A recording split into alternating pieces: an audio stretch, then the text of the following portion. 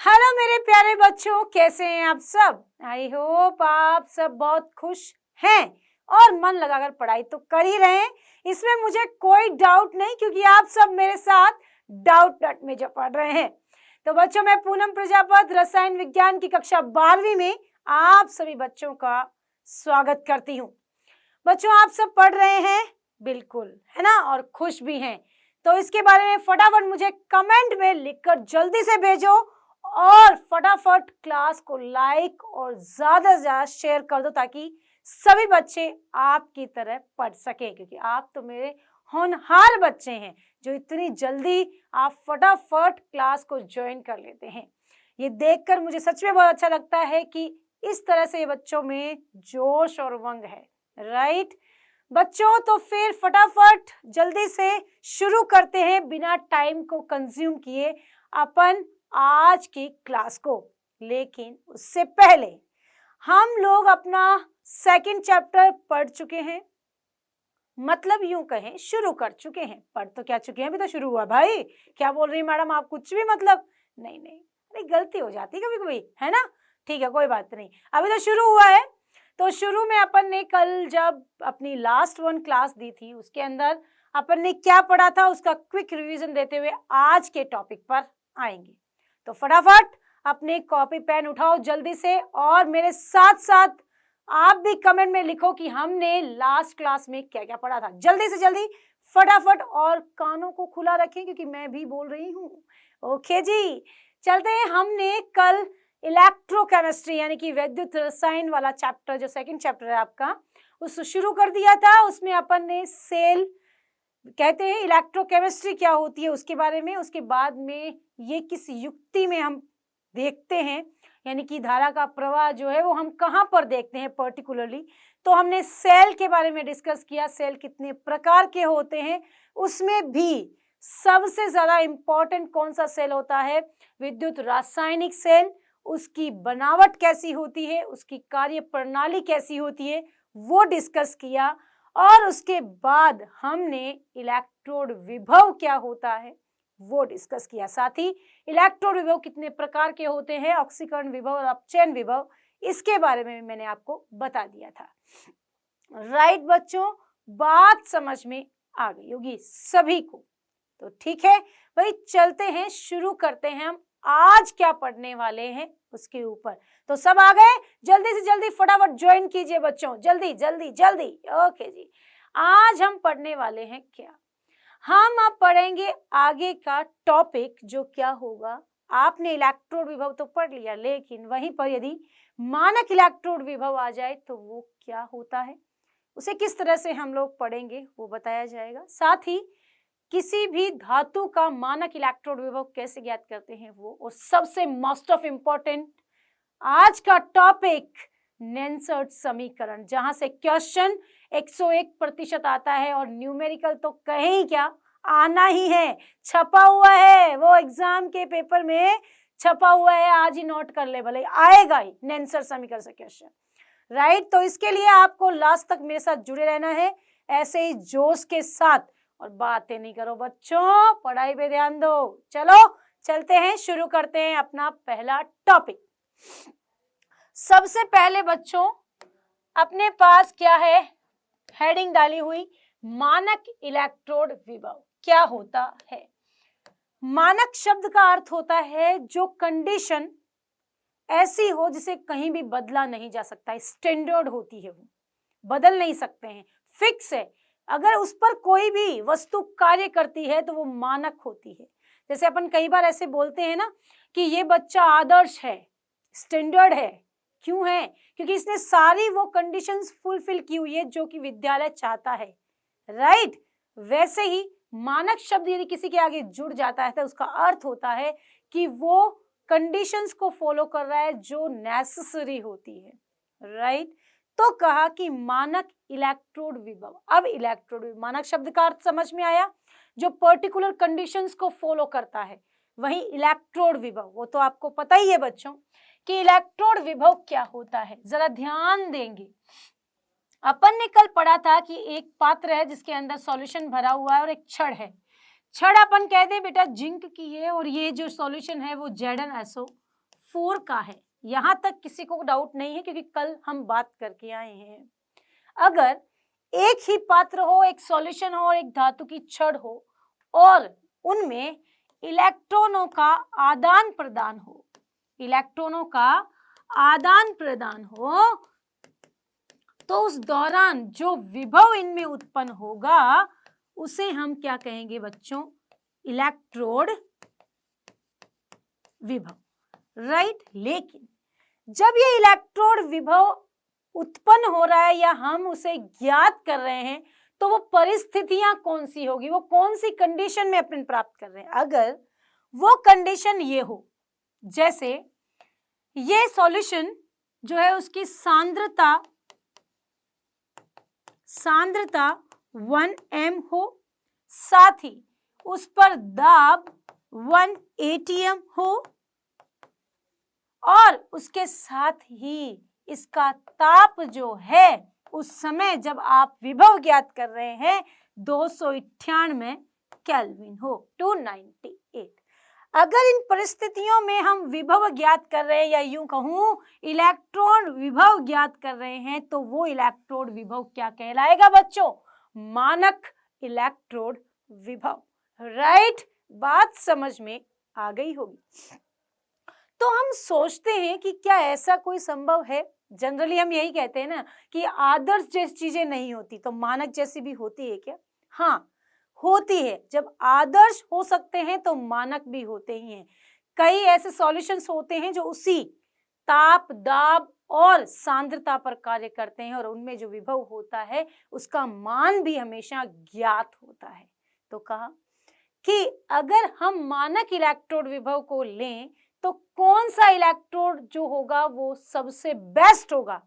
तो वैज्ञानिकों ने रिसर्च करके एक इलेक्ट्रोड बताया जो था हाइड्रोजन इलेक्ट्रोड, जिसे मानक हाइड्रोजन इलेक्ट्रोड कहा। क्यों?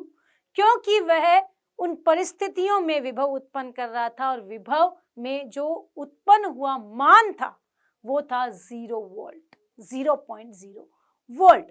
तो ये हाइड्रोजन इलेक्ट्रोड जो है कैसा होता है, किस तरह तैयार किया जाता है, इसको हम आगे चर्चा में लेंगे। तो फटाफट इसको आप उतारेंगे और फिर बढ़ते हैं हम आगे। डन। अब आया मानक हाइड्रोजन इलेक्ट्रोड। बात तो समझ में आ गई। स्टैंडर्ड इलेक्ट्रोड विभव से हम कहाँ आ गए बेटा? मानक हाइड्रोजन इलेक्ट्रोड क्यों आए हैं वो पता चल गया है। कैसे बना हुआ होता है? आपको स्क्रीन पर एक तस्वीर नजर आ रही है, डायग्राम बना दिखाई दे रहा है ना? बिल्कुल दिखाई दे रहा है जी। तो यहाँ पर क्या है? यहाँ पर बेटा एक पात्र रखा गया है जिसके अंदर एक सॉल्यूशन भरा हुआ है जिसका कंसंट्रेशन 1 मोलर है और वो सॉल्यूशन है आपका HCl का भी हो सकता है, सांद्र HCl, या यूं कहूं कंसंट्रेट H2SO4 का भी हो सकता है, राइट। जैसे ही ये सॉल्यूशन बनाया और इसके अंदर एक क्या कर दी, एक कांच की नली रख दी, जिसके अंदर क्या रखा बेटा? कांच की नली के अंदर एक धातु की, प्लेटिनम की जो धातु है ये रही, इसको लगाया और इस प्लेटिनम की धातु के नीचे ही प्लेटिनम की परत या यूं कहूं कि प्लेट लगा दी और उसके ऊपर ब्लैक कलर लेपित कर दिया ताकि वो रिएक्शन फटाफट कर सके।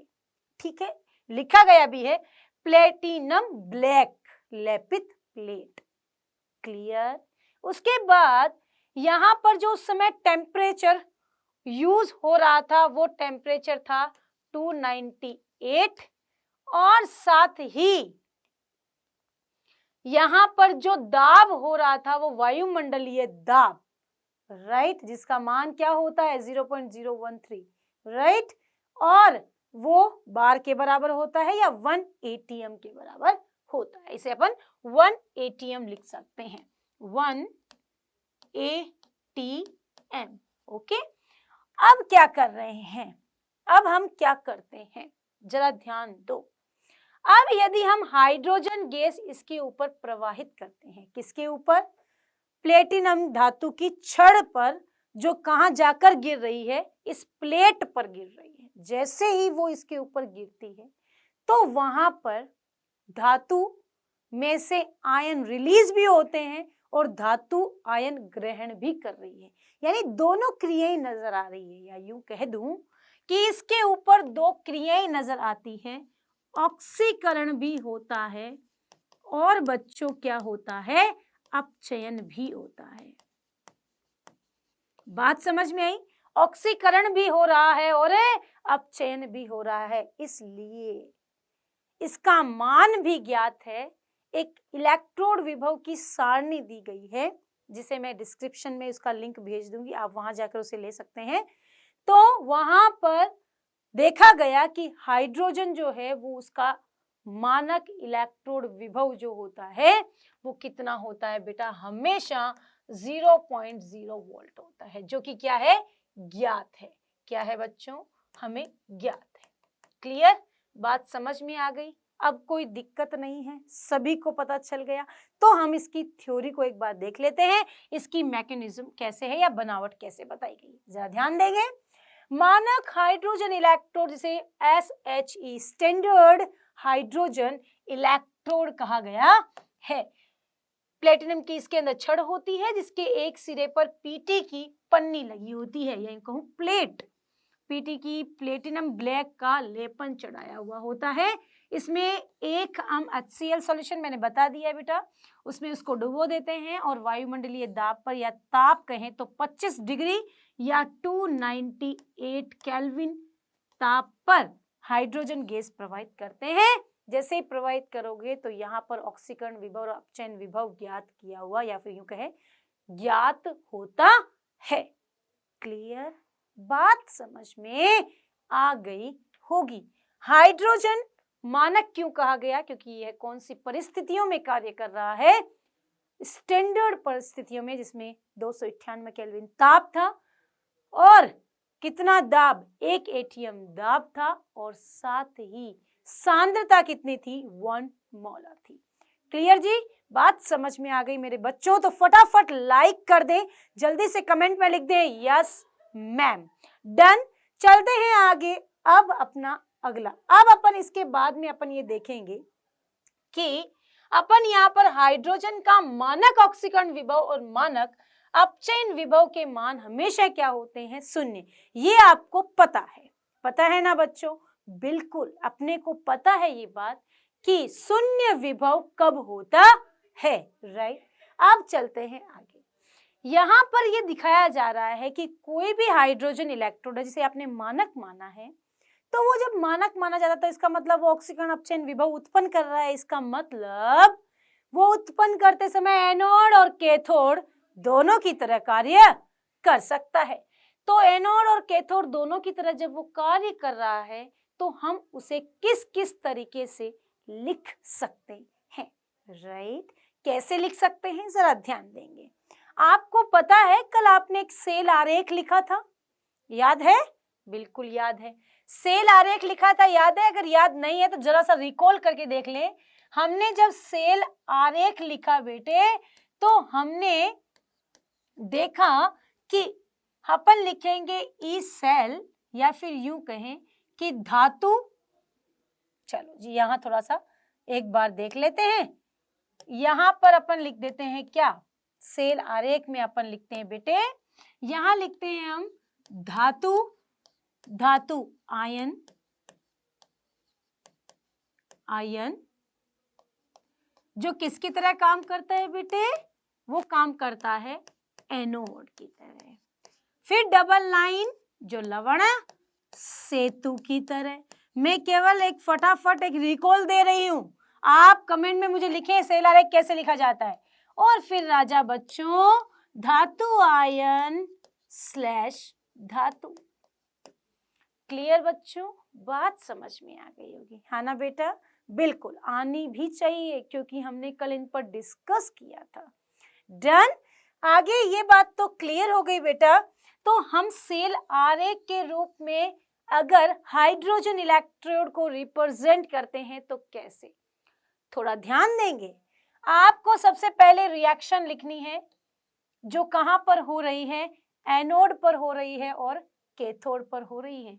तो बेटा धातु जब हाइड्रोजन जो है वो आयनित फॉर्म में होता है तो इस प्रकार, और आयन से जब वो धातु में कन्वर्ट होता है तो इस प्रकार, और इन्हें हम ई सेल के रूप में इस प्रकार लिख सकते हैं, राइट। किस प्रकार?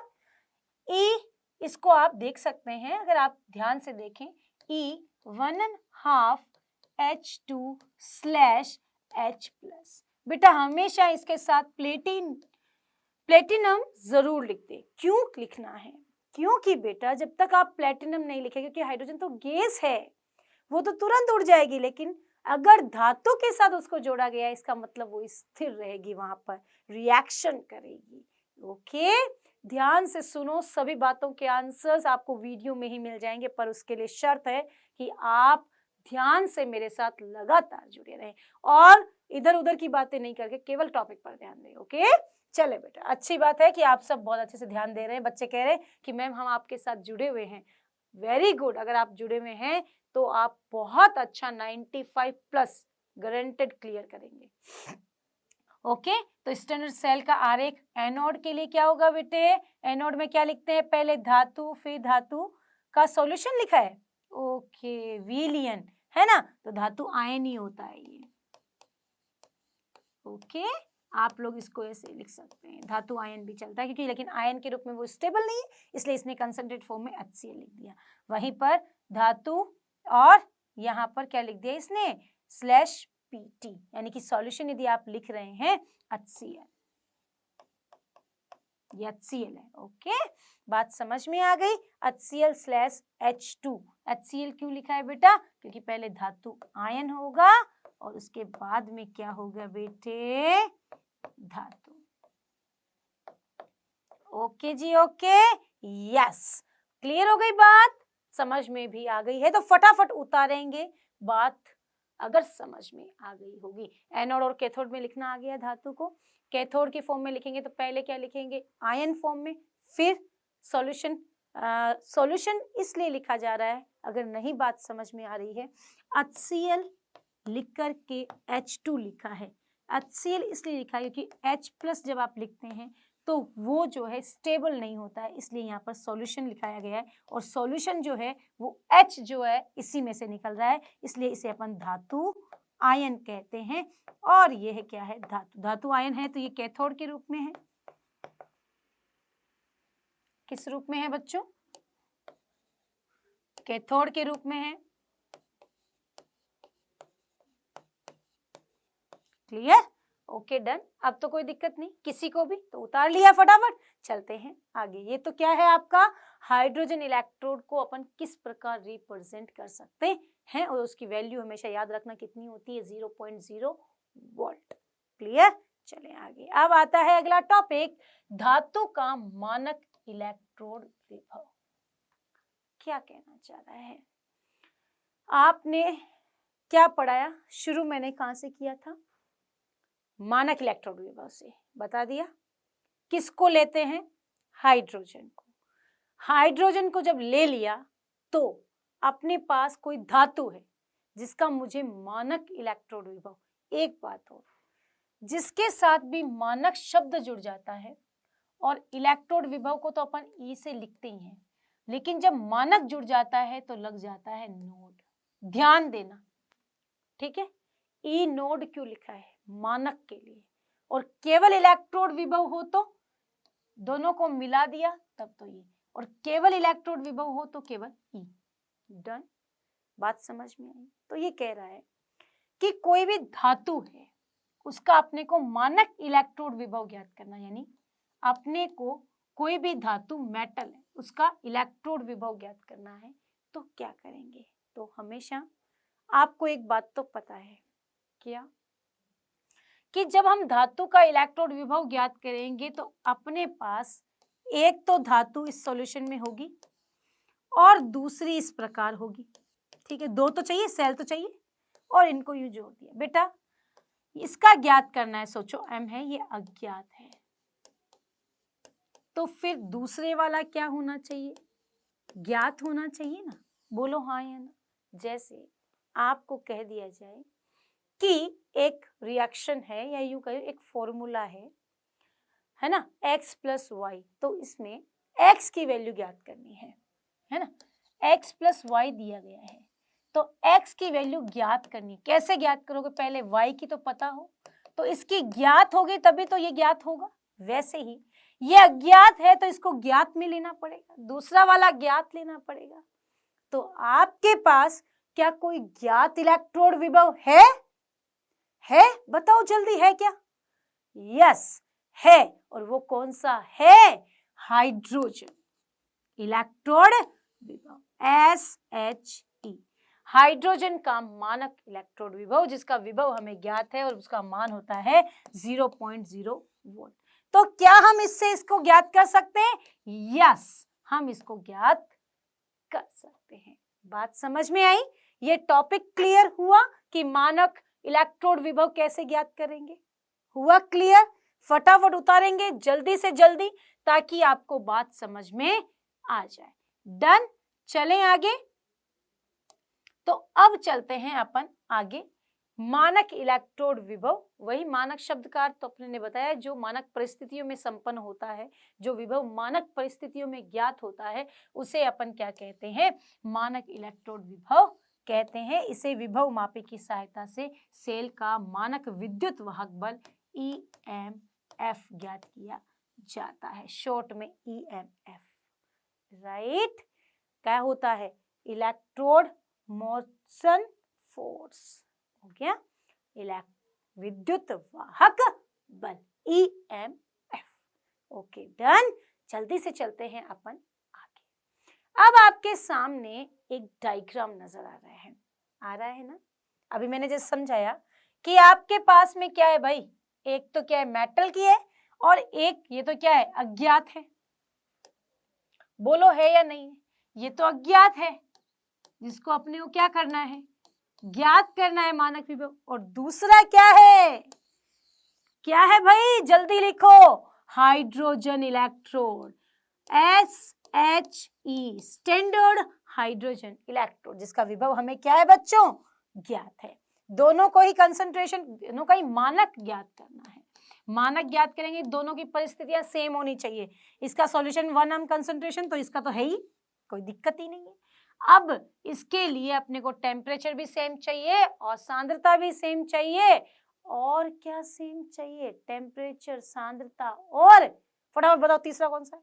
जल्दी बोलो, जल्दी बताओ भाई, कमेंट में बता नहीं रहे हो तुम, जल्दी बताओ क्या? वेरी गुड, दाब चाहिए 1 atm या फिर 0.013 बार। क्लियर? ओके जी, ओके डन। ये आपको डायग्राम बिल्कुल क्लियर हो गया है। फटाफट इसको आप उतारेंगे जल्दी से जल्दी ताकि बात क्लियर हो जाए। डन। अब अपन चलते हैं कि अगर आपके पास अज्ञात हाइड्रोजन एनोड की तरह काम कर रहा है तो बच्चों बताओ जो ज्ञात है वो किसकी तरह काम करेगा? ये तो वही हो गया ना, एक बच्चों प्लस है तो बताओ दूसरा क्या होगा? ऑफ कोर्स मैडम माइनस होगा। देन वही है कि अगर इसको एनोड मान लिया तो हाइड्रोजन को क्या मानना पड़ेगा? कैथोड। और ये दोनों की तरह काम कर सकता है। कौन? Hydrogen electron. किस किस की तरह? एनोड और कैथोड दोनों की तरह। क्यों? क्यों कर सकता है? क्योंकि इसके ऊपर ऑक्सीकरण भी हो रहा है और इसके ऊपर अपचयन भी हो रहा है। यस और नो? फटाफट कमेंट में लिखेंगे यस मैम, जल्दी से जल्दी। ओके चलते हैं आगे। अब देखते हैं पहला कॉन्सेप्ट कि यदि ये एनोड हो तो क्या हो। जब अज्ञात इलेक्ट्रोड बेटा एनोड के रूप में लिया जा रहा है तो क्या होगा? जरा ध्यान दें। का मानक इलेक्ट्रोड विभव ऐसा चीज जोड़ा था ना, पीछे जोड़ दिया। तो ई नोड सेल का मान विभव मापी की सहायता से ज्ञात कर लेते हैं। ठीक है, उदाहरण के लिए अज्ञात अपने पास जिंक है, Znso4 भी लिख सकते हैं आप, यहाँ पर Zn+2 भी लिख सकते हैं, यहाँ पर आप H+ लिख सकते हैं और ये H2 1 atm दाब पर प्लेटिनम के साथ ही दिया गया है। एक एग्जाम्पल है ये, इसमें दिया गया है क्या? ई सेल की वैल्यू इतनी है तो अज्ञात इलेक्ट्रोड मानक अपचयन विभव निम्न प्रकार से ज्ञात हो सकता है। कैसे? बताओ जल्दी। जल्दी जल्दी बताओ कैसे ले सकते हैं, किसका ज्ञात करना है? इलेक्ट्रोड मानक अपचयन विभव, विभव का मान। ई सेल कल बताया था इलेक्ट्रोड विभव के लिए क्या होता है, ई सेल बराबर ई cathode minus E anode. Yes और नो, जल्दी बताओ, जल्दी जल्दी जल्दी। और आपने इसको किस पर लिया है? इसको लिया है आपने, मैं कलर चेंज करके लिख रही हूं ताकि आपकी आंखें खुली रहे। और इसको किस पर लिया है? कैथोड पर। जरा ध्यान से, ध्यान से, राइट। तो ई कैथोड माइनस ई एनोड, और अपने को क्या आ जाएगा? सेल विभव का मान। जरा देखो क्या आ रहा है, फटाफट लिखो, जल्दी कमेंट करो। देखो जरा आंसर यही आएगा, ई नॉड सेल। बेटा ये ई नॉड सेल यूं है, ये यूं लिख दें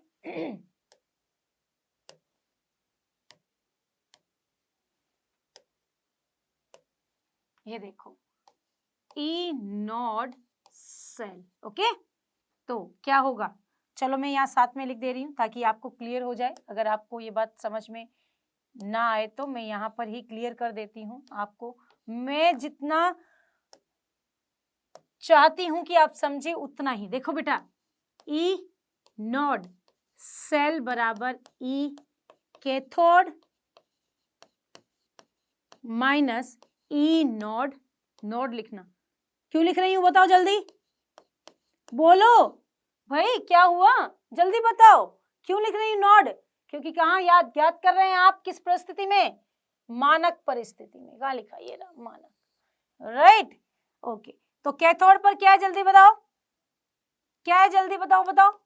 ई node H plus slash H2 slash PT minus E anode क्या है जल्दी बताओ, Zn slash Zn plus 2। Done? Yes और नो? यस, यही लिखा है यहाँ पर भी।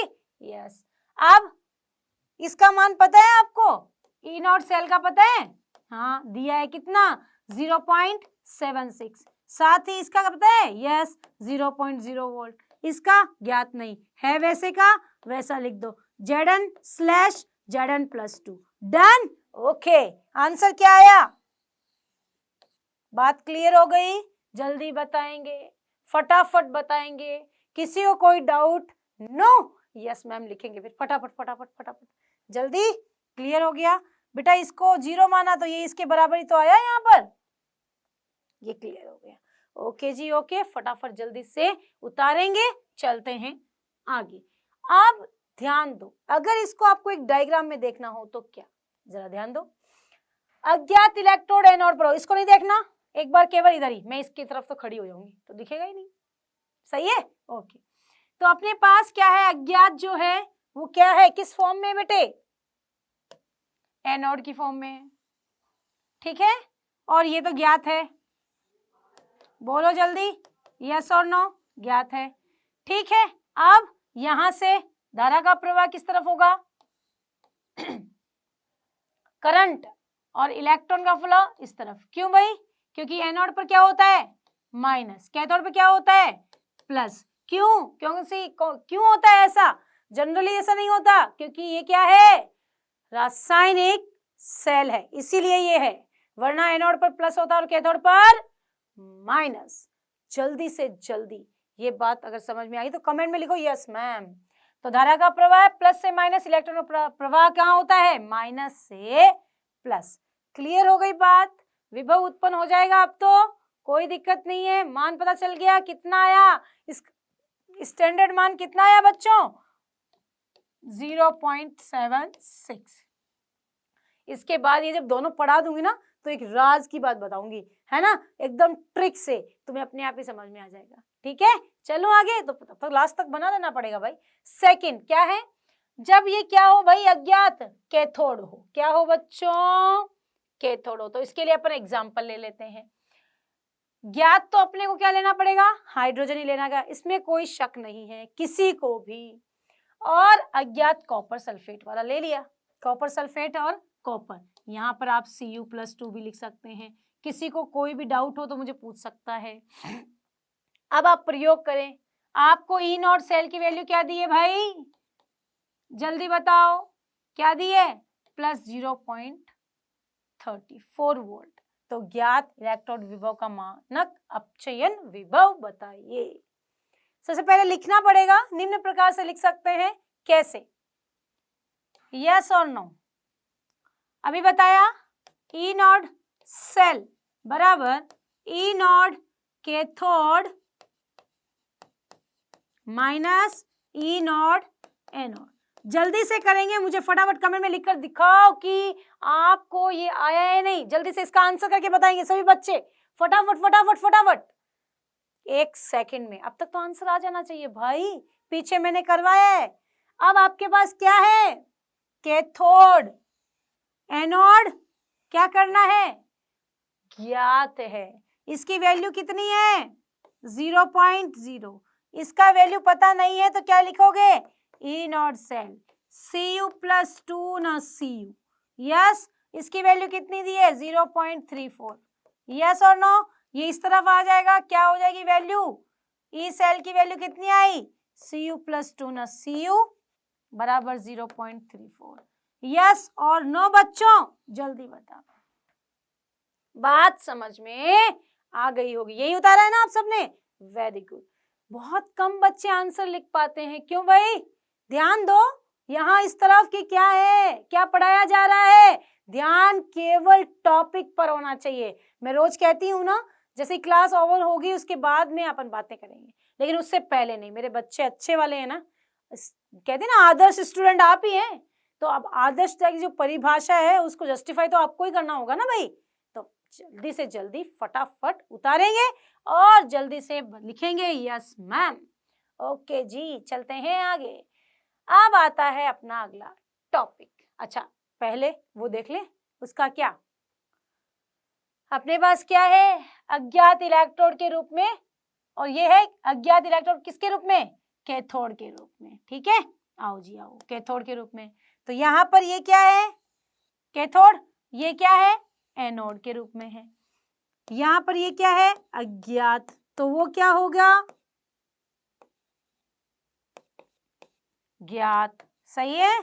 अब इलेक्ट्रॉन फ्लो क्या हो गया, इलेक्ट्रॉन किस तरफ, ये तो एनोड से कैथोड की तरफ ही हो रहा है, लेकिन अब हाइड्रोजन कहां से, कॉपर से हाइड्रोजन की तरफ। यहाँ क्या था, जिंक से हाइड्रोजन से किस तरफ, जिंक, करंट करंट, इलेक्ट्रॉन कहाँ है, जिंक से हाइड्रोजन, यहाँ पर हाइड्रोजन से कॉपर। क्लियर, इलेक्ट्रॉन का प्रभाव बदल रहा है। उस तरफ हाइड्रोजन ले रहा था, यहाँ हाइड्रोजन दे रहा है भाई। क्यों, क्योंकि हाइड्रोजन अब एनोड की तरफ है, क्योंकि वो क्या है, अब मोर इलेक्ट्रोनेगेटिव है, उसके पास इलेक्ट्रॉन डेंसिटी ज्यादा है। क्लियर, बात समझ में आ गई होगी। तो चलते हैं आगे। अब चलते हैं अपन फटाफट अपनी नेंसर्ट समीकरण। बेटा नेंसर्ट समीकरण क्या, टॉपिक पे तो आ जाते हैं, लेकिन कनेक्शन होना जरूरी है ना। एक वायरलेस कांटेक्ट होता है टीचर और स्टूडेंट के बीच में, है ना, कि हम चीजें जान जाते हैं कि मेरे बच्चे को कौन सी जगह पर दिक्कत हो सकती है ना। आपका और हमारा एक वायरलेस कांटेक्ट है, राइट। वैसे ही जब टीचर पढ़ा रहा होता है ना, उसे टॉपिक के साथ भी एक वायरलेस कांटेक्ट होता है कि बच्चे को ये टॉपिक कनेक्ट कर पाएगा या नहीं। तो वो कनेक्ट नहीं कर पाते तो टीचर कोशिश कर रहा है कि वो कनेक्ट हो जाए, तो उसके लिए आपको मेरा साथ देना होगा। चले, अच्छा, अपन ने क्या शुरू किया था, अपन ने मानक हाइड्रोजन इलेक्ट्रोड लिख लिया, आ गई समझ में, हाइड्रोजन इलेक्ट्रोड पढ़ लिया, और हाइड्रोजन एनोड और कैथोड की तरह काम करता है वो भी पढ़ लिया। अब बात आई विभव की, विभव भी उत्पन्न हुआ था ना वहां पर 0.0 वोल्ट। तो विभव उत्पन्न हो रहा है तो किसकी वजह से भाई, इलेक्ट्रॉन की वजह से, और वो इलेक्ट्रॉन कहां पर है, सॉल्यूशन में है, हाँ या ना। यानी कि अगर मैं बात करूं कि अपने पास ऐसा सेल है और वहां पर इलेक्ट्रोड लगे हुए हैं और यहाँ पर क्या लगा हुआ है, कोई बैटरी लगी है, तो यहाँ पर सॉल्यूशन है, ठीक बात है, ये हो गई सॉल्यूशन। अब ये जो इलेक्ट्रोड है और ये जो सॉल्यूशन है, इनमें क्या है, आयनों की सांद्रता है ना बेटा, आयंस है कि नहीं है, तो आयनों की कोई ना कोई सांद्रता होगी, और वो सांद्रता से ही क्या उत्पन्न होगा, विद्युत वाहक बल, हाँ या ना, जल्दी बताओ, यस और नो होगा। तो एक साइंटिस्ट आया कि कैसे आता है ये कोरिलेशन, इनके बीच में संबंध कैसे आया, ये क्यों हुआ। तो उन्होंने रिसर्च किया, किसने, नेंसर्ट नामक वैज्ञानिक ने, और कहा कि अगर किसी भी सेल में विभव उत्पन्न होता है तो उसका जो विद्युत वाहक बल या सेल विभव जिसे हम कहते हैं, वो सेल विभव उसकी सांद्रता के कारण आ रहा है, किसकी, विलयन में उपस्थित आयनों की सांद्रता के बीच। तो उन्होंने इस संबंध को बताया और संबंध को एक समीकरण के रूप में प्रस्तुत किया, जिसे हम क्या कहते हैं, नेंसर्ट समीकरण कहते हैं। बात समझ में आई? अगर यस तो फटाफट लिखेंगे कमेंट में यस मैम। ओके जी, डन, बिल्कुल जी बिल्कुल, क्लियर हो गया बेटा, बात समझ में आ गई होगी कि नेंसर्ट समीकरण आखिर है क्या। तो नेंसर्ट समीकरण क्या होती है, तो फटाफट आप इसको उतारेंगे ताकि बात क्लियर हो जाए। डन, ओके जी ओके। तो नेंसर्ट समीकरण क्या होती है, स्क्रीन पर आपके परिभाषा कुछ इस प्रकार है। वैसे मैंने परिभाषा आपको बताई है, आपको समझ में आ गई होगी ना, कि कोई भी विलयन की सांद्रता यानी आयनों की सांद्रता और उत्पन्न विद्युत वाहक बल जो होता है, सेल का विद्युत वाहक बल आयनों की सांद्रता पर निर्भर करता है। विद्युत वाहक बल आयनों की सांद्रता के मध्य संबंध जिस समीकरण से व्यक्त होता है उसे नेंसर्ट समीकरण कहते हैं। क्लियर, बात समझ में आई? फटाफट लिखो यस मैम, जल्दी जल्दी लिखो, फिर ही आगे चलूंगी मैं, इस बार तो आप लिखोगे तभी। ओके चलो भाई, थैंक यू बच्चों। अब इतना सुनते हैं, हम लोगों के लिए बहुत बड़ी बात है, आप लोग पढ़ रहे हैं, इससे अच्छी बात क्या हो सकती है बेटे, मन लगाकर।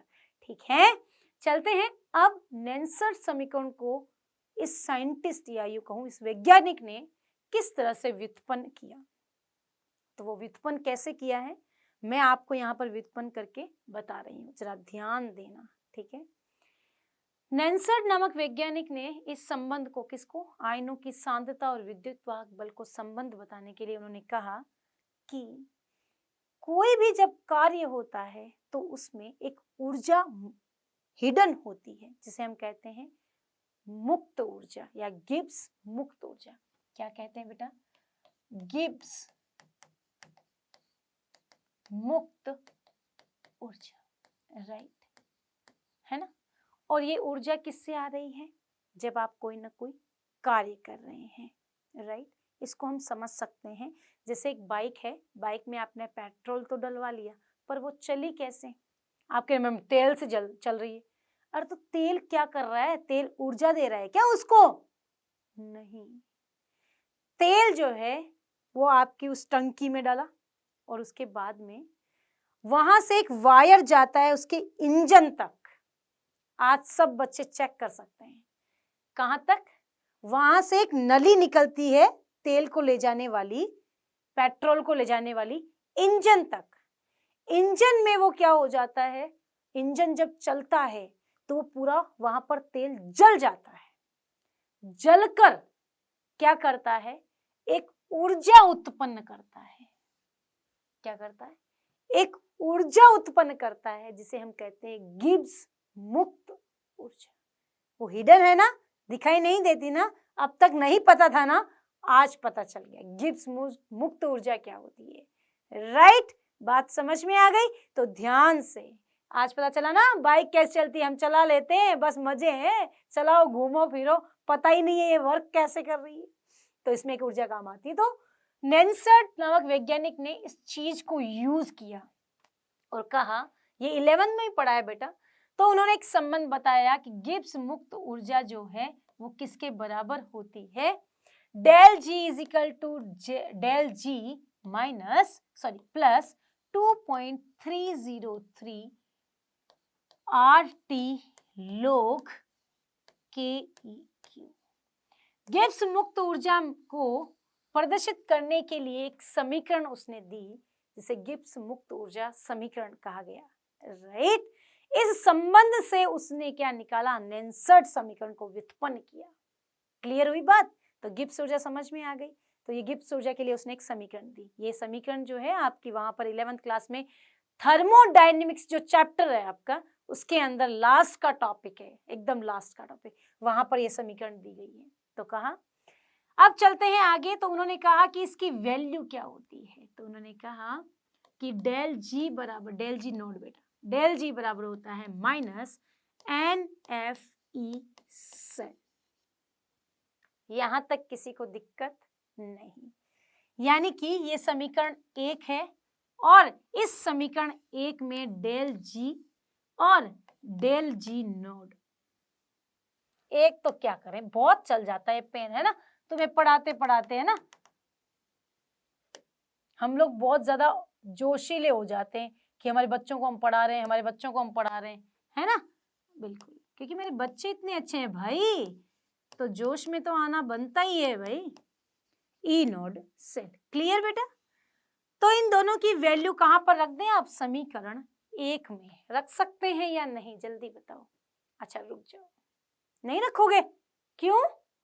अच्छा, आप, मैंने ये सब बताया नहीं, चलो कोई बात नहीं, मैं बता देती हूँ। डेल जी तो गिब्स मुक्त ऊर्जा है, कोई दिक्कत नहीं है। अच्छा, एन क्या है, इलेक्ट्रॉन की संख्या, या यूं कहूं आवेश, ज्यादा अच्छा रहेगा, क्योंकि वरना फिर आप लोग कंफ्यूज हो जाएंगे। मैं नहीं चाहती कि आप कंफ्यूज हो जाएं, ओके। तो चलो, ये क्या है, आवेश की संख्या, ठीक। एफ क्या है, विद्युत विभव, जिसको हम फेराडे भी कहते हैं। ये सबसे पहले फेराडे नहीं पता था, तो फेराडे, जिसकी वैल्यू क्या होती है, 9, क्या, जल्दी बताओ, क्या होती है इसकी वैल्यू, जल्दी जल्दी बताओ, 96500। अब पता ही नहीं है मैडम हमको, है पता होना चाहिए बच्चों। कूलाम, ये कूलाम पर मोल, एक्चुअली पता है ये सब चीजें 11th में हैं, पर हमने उसको हवा में उड़ा दिया। अगर अपने को पता होता ना वहां पर, तो आज और इजी हो जाता, लेकिन कोई बात नहीं, हम इसीलिए इतना बेसिक से बता रहे हैं, वरना आंसर समीकरण डायरेक्ट भी लिखी जा सकती थी, पर नहीं, अगर डायरेक्ट लिखते तो मेरे बच्चे इस चीज को कैसे समझ पाते, है ना। तो फटाफट फटाफट देखो बेटा, 1 फेराडे की वैल्यू पता चल गई, ये 1 फेराडे की वैल्यू भाई, ठीक है। और ई सेल तो सेल विभव है, इसमें कोई दिक्कत है ही नहीं, सेल विभव, ओके बच्चों, कोई दिक्कत है तो बताओ, जल्दी बताओ, नहीं है, ओके देन, फिर उतार लिया, चलती हूँ आगे। यहां तक तो क्लियर हो गया, डेल जी और इनका मान तो पता चल गया। अब मैं इसका मान समीकरण 1 में रखना चाहती हूँ, रख लूं, ओके रख लेते हैं। चलो, अपने पास क्या है बेटे, del G is equal to del G naught plus 2.303 RT log KEQ। बेटा KEQ पता है क्या है, साम्यावस्था, इक्विलिब्रियम, साम्य, ठीक है, इसको बाद में बताऊंगी मैं, K का मतलब क्या है, कि स्थिरांक है, वो क्यों है बताऊंगी, पहले यहाँ चलो आगे। वैल्यू रखो, क्या था, -NFE सेल बराबर डेल, सॉरी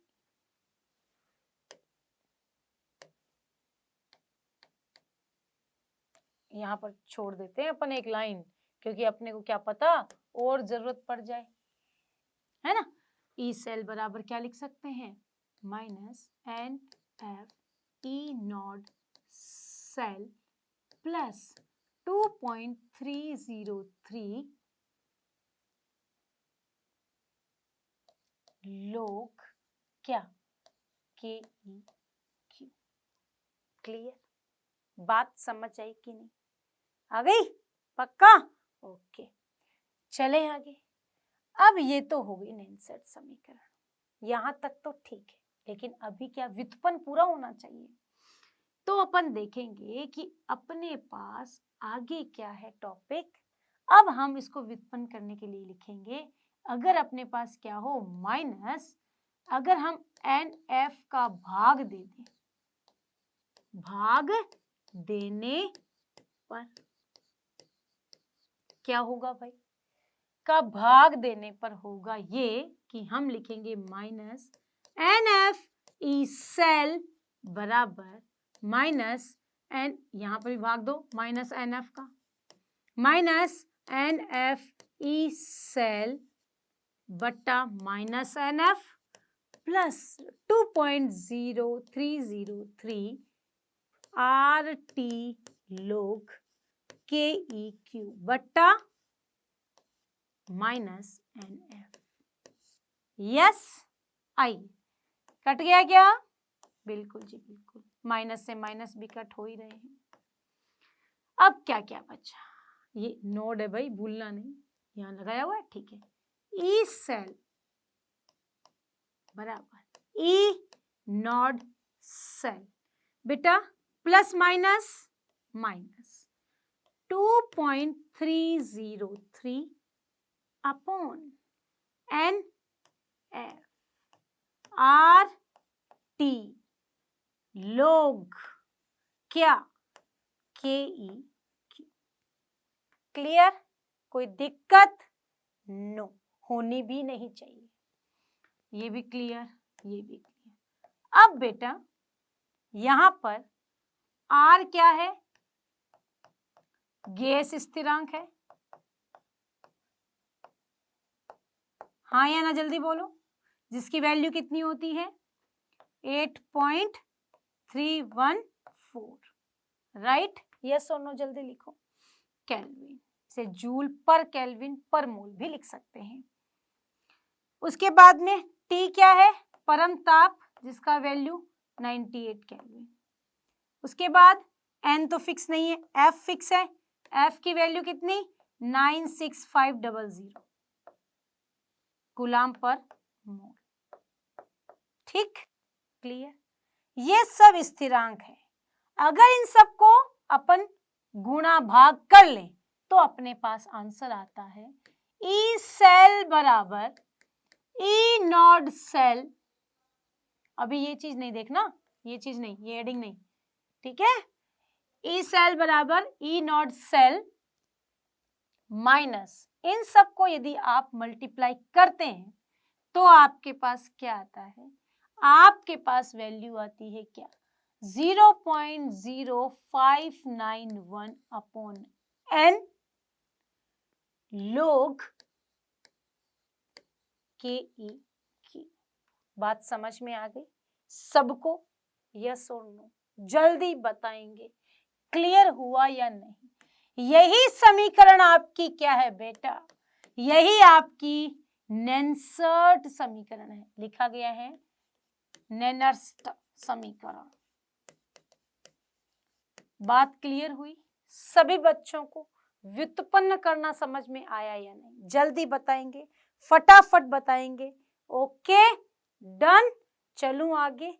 ओके जी ओके, फटाफट उतार लेंगे, ये बहुत जरूरी है। जिस बच्चे को ये पता चल गया उसको कोई दिक्कत नहीं, ठीक है। चलो एक बात बता दें, यहां पर KEQ लिख रहे हैं हम, जिसे साम्यावस्था स्थिरांक कहते हैं। स्थिरांक ये किसी भी रिएक्शन के लिए होता है बेटा। कोई भी अभिक्रिया में उत्पाद की सांद्रता बटा अभिकारक की सांद्रता, उसको हम लोग KEQ, अगर वो साम्यावस्था में है तो EQ लिख दो, अगर साम्यावस्था में नहीं है तो आप उनके मान को रिप्रेजेंट कर दो। क्लियर?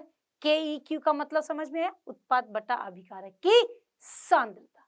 चले, ये सब याद रखना है, मैं आगे पूछूंगी, आगे क्वेश्चंस करूंगी, ठीक है। चलो जी चलो, अब आते हैं अपन अपने टॉपिक पर। अब ये हो गया क्लियर। अब अपन देखते हैं अपनी पहली एकल इलेक्ट्रोड के लिए या अर्ध सेल के लिए नेनर्स्ट समीकरण। नेनर्स्ट समीकरण तो आगे पता चलेगा क्या होता है। नेनर्स्ट समीकरण जल्दी बताओ, फटाफट कमेंट में लिखो। ई सेल बराबर E naught cell minus 0.0591 upon N। Clear? Yes और नो? log KEQ। क्यों RT वगैरह सब क्यों हट गया? क्योंकि वहां पर क्या है, सबकी वैल्यू को कैलकुलेट करके ही तो मान आया था, राइट। तो अब देखते हैं अपन क्या बेटा, अपना एक अर्ध सेल के लिए, अर्ध सेल मतलब ध्यान दो, इधर देखो सब,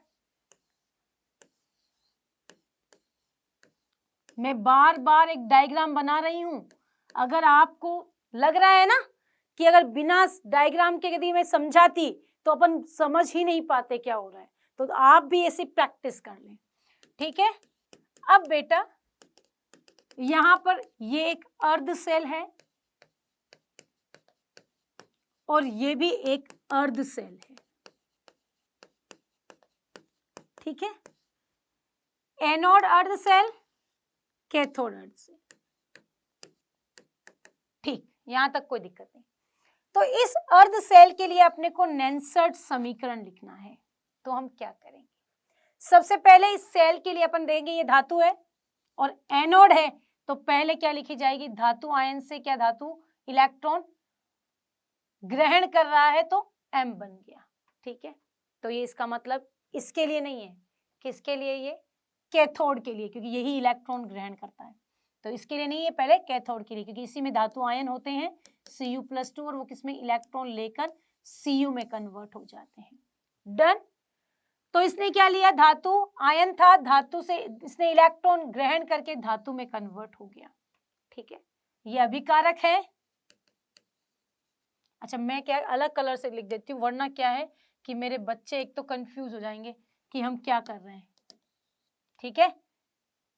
चलते हैं, अब मैं लेती हूँ दूसरा कलर, ये है आपका अभिकारक और ये है आपके उत्पाद। ओके डन, कोई दिक्कत नहीं। नेंसर समीकरण अर्ध सेल के लिए समीकरण तो वही रहनी है, बस KEQ में अभिकारक उत्पाद बटा अभिकारक बदलेगा और कुछ नहीं, बी केयरफुल। चले अर्ध सेल के लिए सूत्र लिख दिया, cell E naught cell minus RTNF, ध्यान दो इसने लिखा है RT/NF ln क्या, उत्पाद बट्टा अभिकारक, उत्पाद की सांद्रता बटा अभिकारक की सांद्रता, ठीक है।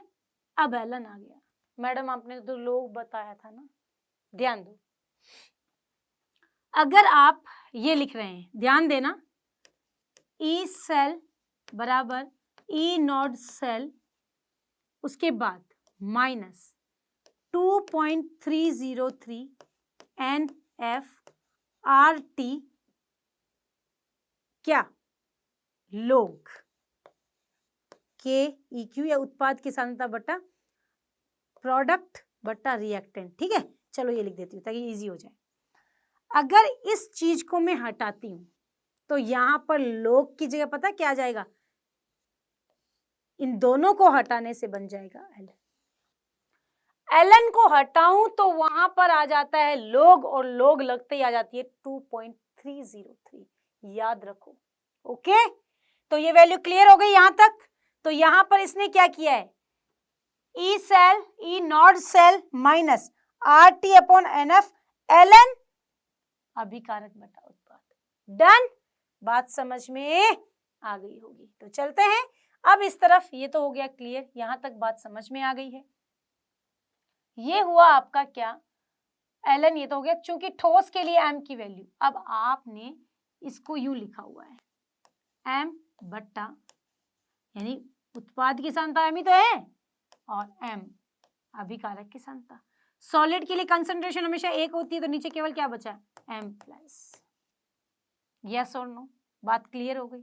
तो m सेल बराबर 1/m प्लस। ये बात सबकी क्लियर हुई या नहीं, जल्दी बताओ मुझे ताकि मैं आगे चल सकूं। फटाफट फटाफट फटाफट, जल्दी से जल्दी, क्लियर हो गया। ओके जी ओके, ये सब उतार लेना अच्छे से। ओके चलूं आगे। ओके अब चलते हैं आगे। देखो अगर हम इसको ऐसे भी तो लिख सकते हैं जो मैंने पहले बताया था, वो ऐसे भी नेंसर्ट समीकरण। क्लियर, 2.303 के रूप में भी लिख सकते हैं।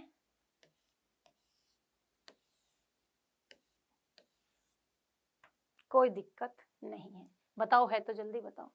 0.303 059। क्लियर? बात समझ में आ गई? यस और नो? जल्दी बताओ, जल्दी जल्दी जल्दी। क्लियर? डन। अब एकल सेल के लिए तो हो गई, पूरा सेल हो तो, ये तो केवल अर्ध सेल के लिए, चाहे वो एनोड हो चाहे वो कैथोड हो, लेकिन पूरा सेल हो, जैसे विद्युत रासायनिक सेल है या ZnCu सेल है, तो आओ बात करते हैं। ये कह रहे हैं कि निम्न समीकरण के लिए नेंसर्ट समीकरण लिखो। लिखते हैं, अभी लिखते हैं भाई, अब आपने कहा है तो लिखना ही पड़ेगा। इसने कहा एक सेल दिया हुआ है, निम्न समीकरण के लिए नेंसर्ट समीकरण, अर्ध सेल है कि नहीं है बताओ? अर्ध सेल है, हाँ या ना? जल्दी कमेंट में लिखो। ये रिएक्टेंट है, ये प्रोडक्ट है, बताओ जल्दी क्या बनेगा नेंसर्ट समीकरण? ई सेल बराबर ई नॉट सेल, हाँ या ना? जल्दी बोलो। बराबर ई सेल बराबर ई नॉट सेल माइनस क्या 0.059 अपॉन क्या n, और किसकी value? Cu upon Cu plus 2। Yes और नो? जल्दी बताओ, फटाफट लिखो। लिख दिया? तो देखो जरा, यही लिखा है क्या? 0.059 upon n log 1 upon Cu plus 2। बताओ 1 क्यों आया? कमेंट में बताओ जल्दी से, क्यों आया 1? क्योंकि धातु है Cu और सॉलिड है, इसके लिए मान 1 होता है। ठीक है, सेकंड देखो, इसके लिए लिखो Ag प्लस प्लस इलेक्ट्रॉन ग्रहण करके Ag में बदल गया, हाँ या ना? ये सब क्रियाएं, पहले तो ये बताओ कि ये क्रियाएं हो कहाँ रही है, एनोड की कैथोड पर? जब इलेक्ट्रॉन ग्रहण होते हैं तो अपचयन होता है, और कहाँ होती है? कैथोड पर। क्लियर? आंसर देखो क्या होगा। समझ आ गई बात कि नहीं आई? अभी जो बताया जल्दी उतारो भाई इसको, आ गया होगा समझ में फटाफट। यही है ना? वापस बस इतना ही चेंज है केवल यहाँ पर। क्लियर जी? क्लियर? अगर माइनस में लिखा है तो 1/Ag, अगर इसको प्लस कर दूं तो ये ऊपर आ जाएगा Ag, हाँ या ना? यस और नो? यस। क्लियर? आगे चलते हैं, सेकंड थर्ड लास्ट क्वेश्चन। ये क्वेश्चंस है, प्रैक्टिस चल रही है। Cu से Cu, अब ये क्या है? आयन बन गया, ये क्रिया किस पर हो रही है? एनोड पर। समीकरण क्या बनेगी?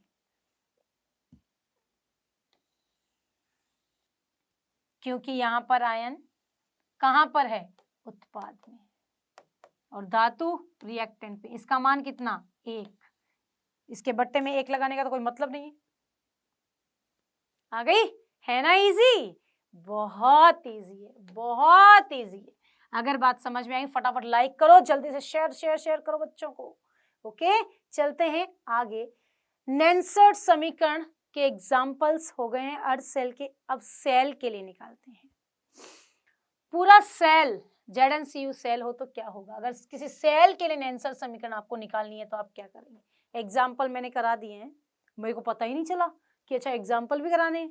अब देखो, किस्मत की बात है, मेरे बच्चों की किस्मत अच्छी है तो एग्जाम्पल अपने आप ही आ गए, है ना? ये होता है जादू। चलो जी, अब चलते हैं सेल के लिए नेंसर्ट समीकरण। सेल कौन सा? ZnCu सेल, है ना?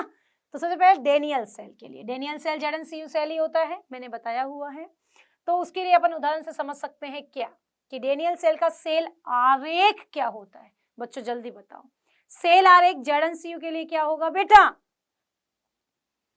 ये सेल है, हाँ या ना? अब आपको भी याद हो गया होगा कि अपन क्या बना रहे हैं। यहाँ पे क्या है? जिंक, यहाँ क्या है? कॉपर। ये दोनों आपस में एक बैटरी द्वारा जुड़े हुए हैं, ये लवण सेतु लगा हुआ है। यस और नो? तो यहाँ पर एनोड, ये पर कैथोड। एनोड में क्या होता है? धातु, धातु आयन लिखा है क्या? जरा ध्यान दो, यहाँ धातु आयन बटा धातु। जल्दी देखो, ऐसा है क्या? यस, धातु धातु आयन एनोड और ये कैथोड। क्लियर? ये लवण सेतु। ठीक, लिख दिया? कोई दिक्कत नहीं, आनी भी नहीं चाहिए। डेनियल सेल के सेल आरेख। अब सेल अभिक्रिया। सेल अभिक्रिया मतलब हर एक अर्ध सेल के लिए सेल अभिक्रिया बनेगी, यानी कि इसके लिए अलग बनेगी, इसके लिए अलग बनेगी। तो पहली बाएं इलेक्ट्रोड पर Zn से Zn+2 ऑक्सीकरण अपचयन। क्लियर, यस और नो? और सेल अभिक्रिया तैयार है, Zn+Cu प्लस Zn+Cu, हाँ या ना? Zn ने अपने 2 इलेक्ट्रॉन दान किए, इसने लिए, Zn+2 बना और ये बन गया Cu। ओके, यस, फटाफट कमेंट में लिखेंगे जल्दी से जल्दी। क्लियर हो गई? अब चलते हैं आगे। उपरोक्त सेल के लिए नेंसर्ट समीकरण एक साथ नहीं लिखी जाएगी, पहले अर्ध सेलों की नेंसर्ट समीकरण बनेगी, फिर इन दोनों को अपन क्या करेंगे, जोड़ेंगे, तब जाके क्या आएगी, नेंसर्ट समीकरण। तो सबसे पहले लिख रहा है Zn+2 2 इलेक्ट्रॉन Zn, तो इस सेल के लिए नेंसर्ट समीकरण, यहां आप कोई दिक्कत नहीं आनी चाहिए, 1/Z+Q लिखा है, सबको पता होना चाहिए, पता है ना? पीछे मैंने सारा ड्राइव करके लिखाया था, अब क्लियर है। सेकेंड, Cu के लिए जल्दी देखो, E cell, E naught cell 0.059/n log 1/Cu+2। क्यों? उत्पाद अभिकारक, उत्पाद बटा अभिकारक होता है, Cu का मान 1 होगा तो 1 बटा ये, वही है सिमिलरली अभिकारक उत्पाद। जल्दी बताओ बच्चों, बात समझ आई कि नहीं? चलते हैं आगे। समीकरण 1, समीकरण 2, समीकरण 2 में से यानी Cu में से Zn वाली जो रिएक्शन है उसको घटाना है। अब ध्यान देना, एक बात ध्यान देना, इसमें से ये माइनस होता हुआ नजर आएगा, जरा ध्यान दो। Cu में से Zn हो रहा है माइनस। सेकेंड, पहले रिएक्शन किसकी लिखी जाएगी, किसकी लिखी जाएगी, Cu वाली, उसके बाद कौन माइनस होगा, ये, हाँ या ना? देखो हो रहा है क्या, देखो जी, Zn हो गया, उसके बाद E नॉट Cu प्लस पूरी रिएक्शन में दोनों को इधर कॉमन ले लिया, E नॉट, फिर 0.059 इसका लिख दिया, 0.059 इसका लिख दिया, जिंक और कॉपर दोनों का लिख दिया। जल्दी बताओ यस और नो। अब यदि इन दोनों को आप क्या ले लें, कॉमन ले लें, ये तो कॉमन है ना दोनों में, लोग तक, ठीक है, अगर आप कॉमन ले लेते हैं तो क्या होता है, चलो ये कह रहा नहीं, रुक जाओ, अभी बताओ।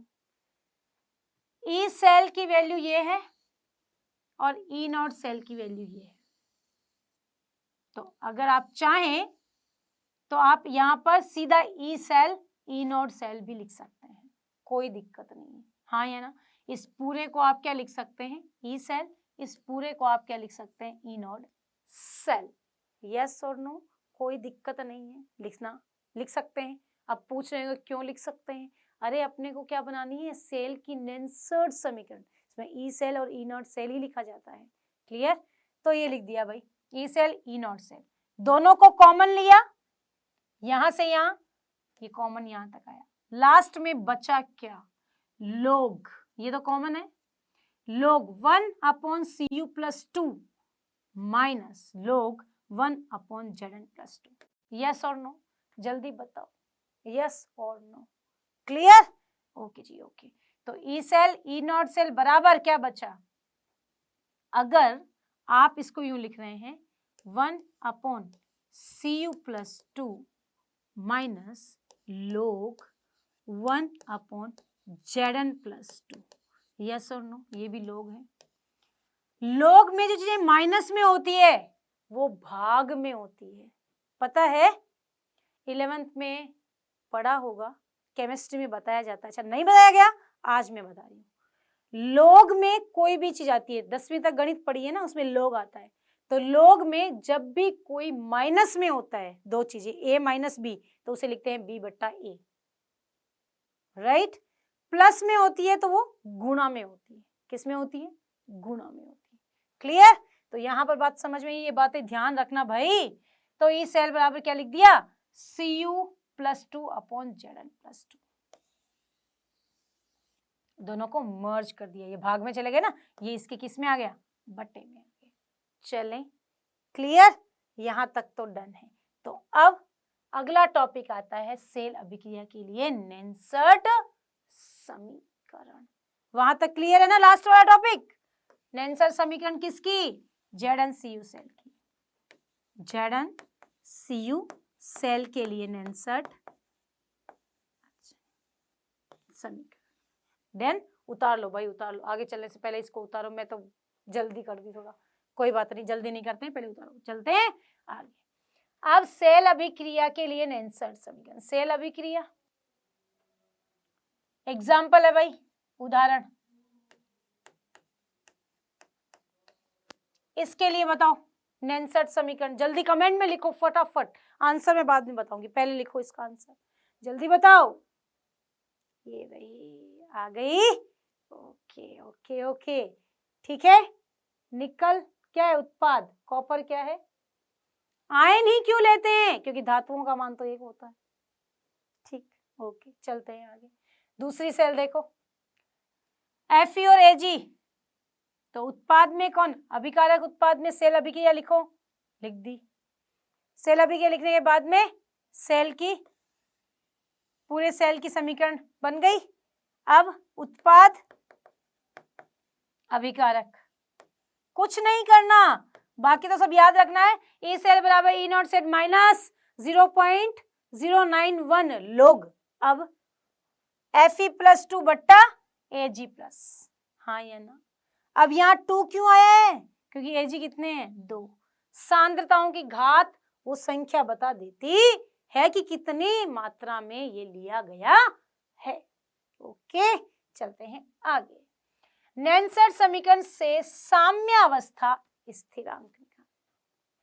नेंसर्ट समीकरण पता है, E सेल बराबर E naught cell minus 0.059 upon n log उत्पाद की सांद्रता बटा अभिकारक की सांद्रता, या फिर KEQ, जिसे हम कहते हैं साम्यावस्था स्थिरांक। अगर ये साम्यावस्था स्थिरांक है तो यहाँ पर इन दोनों के बीच संबंध कैसा होगा? तो कहा जाता है, ध्यान से देखो, कि साम्यावस्था जब भी होती है तो अभिक्रिया नहीं होती, सेल विभव 0 होता है। क्या होता है? 0। क्या? सेल विभव। जब साम्यावस्था है तो आयन आदान प्रदान क्यों होंगे भाई? जब आयनों का ट्रांजिशन नहीं, तो सेल विभव 0। ओके, यस मैम, लिखो फटाफट कमेंट में। तो शुरू करते हैं। माना कि कोई अभिक्रिया है अपने पास, दिस वन, राइट। तो हम इसको नेंसर्ट समीकरण में इस प्रकार लिख सकते हैं। आपको इसको यूं भी देख सकते हो, E सेल बराबर E naught cell minus 0.059 upon n क्या? लोग। अब C की कंसंट्रेशन कितनी है भाई? C के आगे C लिखा है, अच्छा, D के ऊपर D लिखा है, बट्टे में A के ऊपर A लिखा है और B के ऊपर B लिखा है। क्लियर? बात समझ में आ गई होगी सबको। तो अब यहाँ ये कह रहा है कि अगर आप इसको साम्यावस्था में ले लें तो यहाँ पर आप क्या लिख सकते हैं? इसकी जगह केवल, किसकी जगह? इनकी जगह KEQ लिख सकते हैं। साथ ही इसकी वैल्यू क्या हो जाएगी? E सेल की वैल्यू क्या हो जाएगी? 0। क्यों हो जाएगी? क्योंकि जब ये साम्य में है तो अभिकारक उत्पाद बराबर, दोनों का मान इक्वल, 1/1 कट 0। क्लियर? यस। तो चलते हैं आगे। देखो, अभिक्रिया के साथ साम्यावस्था की तरफ गति करते हैं तो मात्रा कम होती जाती है और एक स्थिति आती है जब वो साम्यावस्था में आ जाते हैं। क्लियर है? Okay, done. चलते हैं अब आगे। यहाँ अभिक्रिया साम्यावस्था में प्राप्त होती तो ई सेल की वैल्यू 0। कैसे लिख दिया? बताया था अभी मैंने, साम्यावस्था स्थिरांक। दोनों मानों को नेंसर्ट समीकरण में रखने पर 0 रख दिया। ई नॉट सेल बराबर log Kc। अगर आप इसका वैल्यू निकालते हैं तो आता है log Kc, इधर ले जाओगे, एन ई नॉट सेल बटा 0.059। क्लियर? बात समझ में आ गई होगी। 0 और लगा देना बेटा यहाँ पर, ठीक है, आ गई समझ में। अब तो कोई दिक्कत नहीं, सबको क्लियर। तो फटाफट उतारेंगे जल्दी से जल्दी साम्यावस्था स्थिरांक। कुछ नहीं करना, नेंसर्ट समीकरण में केवल ई सेल की जगह 0 लिख देना और केसी लिख देना। किसकी जगह? उत्पाद बटा अभिकारक की जगह। केसी क्यों है? क्योंकि वो साम्यावस्था स्थिरांक, के स्थिरांक है, साम्यावस्था सी कांस्टेंट। ओके, चले जी, बिल्कुल चलते हैं आगे। अब बढ़ते हैं आगे, मानक मुक्त ऊर्जा या गिब्स मुक्त ऊर्जा, इसके बारे में भी मैंने पहले बताया था, है ना।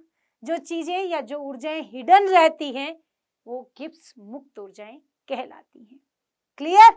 तो वो किस तरह होंगी, उनमें संबंध क्या होगा? तो सबसे पहले बताया कि परिभाषा के माध्यम से कि कोई भी गिब्स मुक्त ऊर्जा है वो किसी भी वस्तु के कार्य जो करता है उसके बराबर होती है।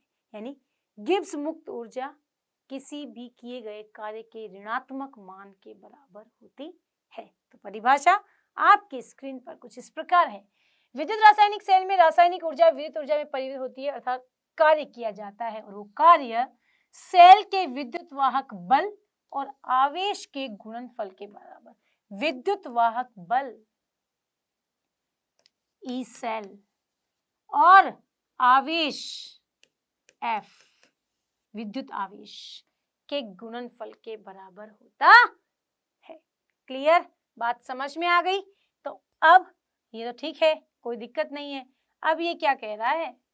अब ये कह रहे हैं कि अर्थात V W किया गया कार्य आवेश और विभव के बराबर, गुणनफल के बराबर, तो W बराबर NF E सेल होता है। यहाँ तक तो समझ में आया हुआ है। लेकिन वहीं पर जो ऊर्जा आप बता रहे हो वो ऊर्जा गिब्स मुक्त ऊर्जा है, यानी W बराबर डेल जी। राइट? यस और नो? जल्दी बताओ, बात पता है? तो अपन देखते हैं कि W बराबर माइनस डेल किए गए ऋणात्मक कार्य के बराबर होगा, क्योंकि कोई भी रासायनिक अभिक्रिया तब तक नहीं होती जब तक डेल जी का मान ऋणात्मक नहीं होता। ऋणात्मक होगा तभी क्रिया संपन्न होगी। और ऋणात्मक क्यों? क्योंकि आप जितना कार्य करेंगे ऊर्जा उतनी ही घटती चली जाएगी। कार्य बढ़ेगा ऊर्जा घटेगी, फिर कार्य बढ़ेगा ऊर्जा घटेगी। तो घटने को हम किससे रिप्रेजेंट करते हैं? ऋणात्मक निशान से। क्लियर? मैं एक एक शब्द क्लियर कर रही हूं, कोशिश करो आपको सबको वो चीजें क्लियर हो जाए। एक और तुलना करो, इसका मान भी NF E सेल होता है, याद है?